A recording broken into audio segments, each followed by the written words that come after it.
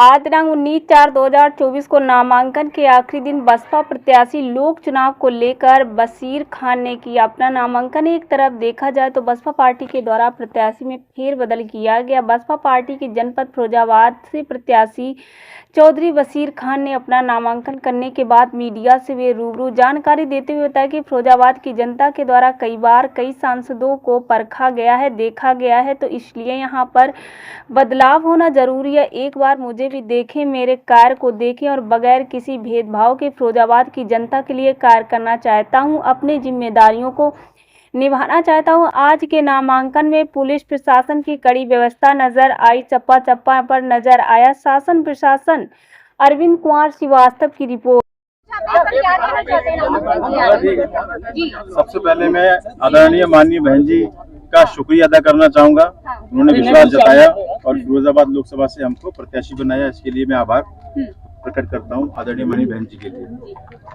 जीत की राह कितनी आसान है और किससे है मुकाबला?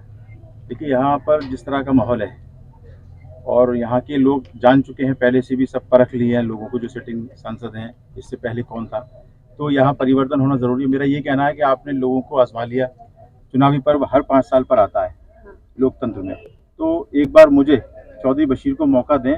मैं सर्व समाज से, चाहे वो किसी भी धर्म, किसी भी जाति का हो, किसी बिरादरी का हो, चौधरी बशीर यहाँ सेवा भाव से आया है, सेवा करने। एक बार मुझे मौका दें, मैं सर्व समाज के लिए काम करने आया हूँ और जितना हो सकेगा मेरा परफॉर्मेंस 5 साल में, अगर आपने मुझे अपना मत दिया तो आप उसके आधार पे अगली बार जो है तय कीजिएगा। अगर मेरा काम आपको पसंद ना आए तो फिर 5 साल बाद चुनाव आएगा, फिर बदल दीजिएगा, लेकिन एक बार मुझे मौका दें, क्योंकि आपने सबको मौका दिया है। एक बार मुझे मौका दें। तो ऐसे में इतना पर्याप्त समय है कि आप सब जगह घूम लेंगे?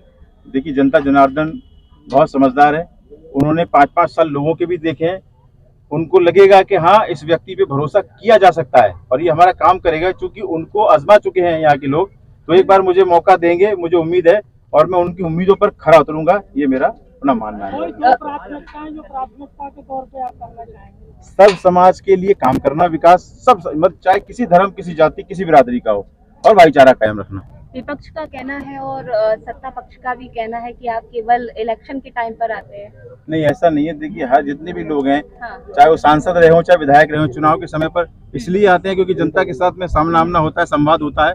बाकी काम करने में हम कभी पीछे नहीं रहे, क्योंकि फिरोजाबाद और आगरा का पुराना रिश्ता है, क्योंकि पहले फिरोजाबाद आगरा का एक हिस्सा था, नातेदारियां, रिश्तेदारियां हैं। तो ये कहना गलत है कि मैं नहीं आया या मैंने कुछ नहीं किया। मुझसे जितना, देखिए, मैं सरकार में ना पावर में, जितना मुझसे हो सकता है व्यक्तिगत, मैंने सबके काम किए और आगे लोगों ने मुझे अगर अपना मत दिया 5 साल के लिए, तो मैं विश्वास दिलाता हूँ सर्व समाज के लिए, सभी धर्मों के लिए काम करूंगा। बशीर जी, एक वक्त था कि आपको प्रेस कॉन्फ्रेंस भी इस जिले में नहीं करने दी गई थी, उस पर आपका क्या कहना है? प्रेस कॉन्फ्रेंस छोड़िए, मैं आपको बताऊं, उस समय मेरा मानसिक उत्पीड़न जिसने किया आपके सामने है, आपको सब जानकारी है।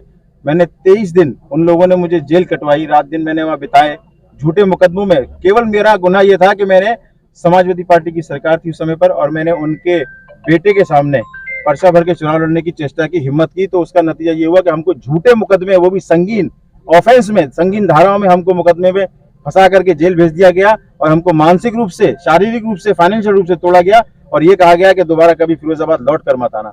लेकिन मैं समझता हूँ शायद मैं दोबारा आया हूँ तो यहाँ के लोगों का प्यार है और ऊपर वाले की दी हुई हिम्मत है जो मैं आज दोबारा चुनाव लड़ने आया हूँ। बाकी उन्होंने मेरे साथ कोई कसर नहीं छोड़ी थी।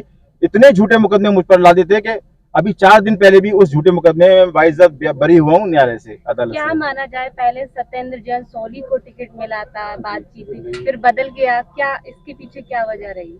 नहीं, देखिए, सबसे बड़ी बात यह है कि जो आदरणीय माननीय बहन जी का आदेश होता है, उसी हिसाब से हम लोगों को चलना है। अगर उनका टिकट होता तो मैं पूर्ण रूप से काम करता, पार्टी के लिए काम करता, और ऐसा कहीं कुछ नहीं है। जिसको टिकट मिलेगा, संगठन और व्यक्ति काम करेगा। बीएसपी पे हमेशा आरोप लगता है कि बीजेपी की बी पार्टी है, कितनी सच्चाई है? नहीं, गलत बात है, ऐसा कहीं कुछ नहीं है। अगर इस तरह से होता तो आप देखिए, फतेहपुर सीकरी लोकसभा में बहुजन समाज पार्टी ने रामनिवास शर्मा जी को टिकट दिया, क्योंकि माननीय बहन जी ने जिस तरह से समावेश किया है, सर्वजन हिताय सर्वजन सुखाय का जो नारा था सोशल इंजीनियरिंग का, उस हिसाब से आप देखिए आज भी उस पर कायम है बहन जी। और फतेहपुर सीकरी लोकसभा से रामनिवास शर्मा जी को जो टिकट दिया है, वहां से पूर्व में सीमा उपाध्याय जी, रामवीर उपाध्याय जी की पत्नी सांसद रही हैं। उसी समीकरण के आधार पर फिर दोबारा ब्राह्मण समाज को तरजीह दी है और टिकट दिया है। अगर ऐसा कहीं होता तो आप देखिए वहाँ ब्राह्मण प्रत्याशी नहीं उतारा जाता। एक खास सवाल, क्या जनता की सेवा करने के लिए जरूरी है कि राजनीति में आया जाए या किसी पद की जरूरत है? नहीं, मन में सेवा भाव होना चाहिए, खिदमत के लिए नियत होनी चाहिए, और मैं उसी वजह से यहाँ आया हूँ, सेवा भाव मन में है मेरे। जनता का ये कहना है आप बाहरी प्रत्याशी है। मैंने कहा आपसे, फिरोजाबाद आगरा का एक हिस्सा शुरू से रहा है। हाँ। ये कहना गलत है कि मैं बाहर का हूँ।